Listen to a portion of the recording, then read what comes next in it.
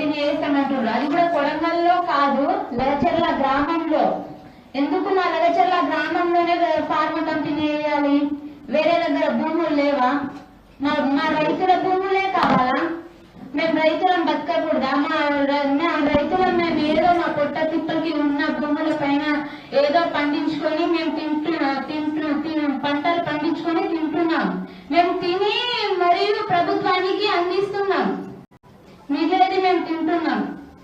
మా రైతుల భూములే కావాలా ప్రభుత్వానికి? వేరే దగ్గర భూములు ఉన్నాయి కదా, వేరే భూములు తీసుకోవాలి. మరి మా భూములే ఎందుకు కావాలి? మా భూముల కోసం మేము 9 నెలల నుంచి ధర్నా చేస్తున్నాం.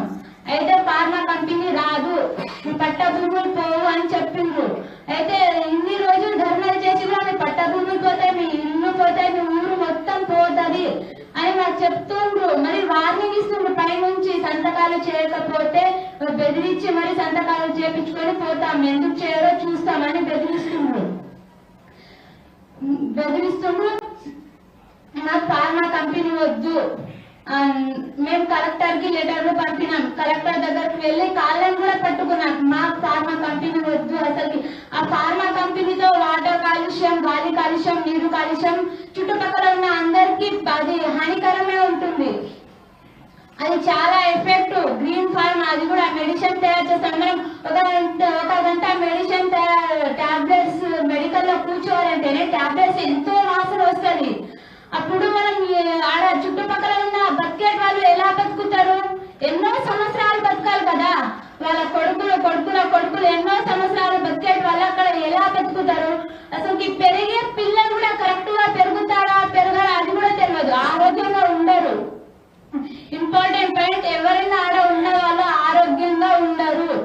కనీసం ఒక చిన్న పచ్చని పంట చూడాలంటే ఒక చిన్న గడ్డి కూడా పెరగదు ఆ కాలుష్యం వల్ల. నీరు కాలుష్యం కూడా అవుతుంది, తాగడానికి వాటర్ కరెక్ట్ గా ఉండదు, మొత్తం ఆయిల్ ఉంటది.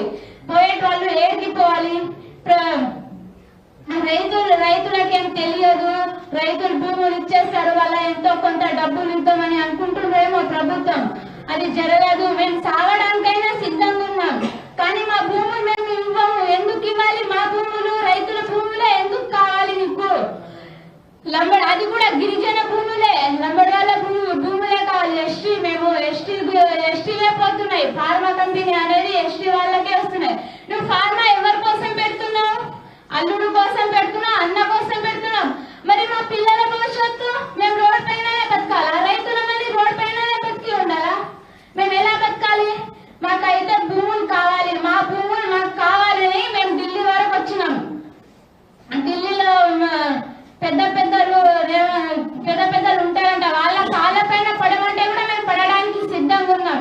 ఎందుకంటే మా భూములు మాకు కావాలి, మేము ఫార్మా కోసమని ఇవ్వము. అవి మా తాత ముత్తాతలు ఎప్పుడో సంపాదించి మనకు ఇచ్చిన భూములు, అవి ల్యాండ్ భూములు కావు, అన్ని పట్ట భూములే ఉన్నాయి.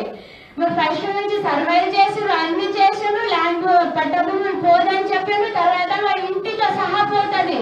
ఇంటితో సహా పోతే మేము ఏడుకు వెళ్ళాలి? రోడ్ పైననే బతకాలా? ఎందుకు మేము రైతులం ఇంత చిన్న చూపు ఎందుకు అయిపోయినాం? మా కాళ్ళ పైన మేము బతుకుతున్నాం కదా, ఏదో ఒక పంటలు పండించుకొని మా బతుకు తీరు మేము ఏదో బతుకుతున్నాం. నువ్వైతే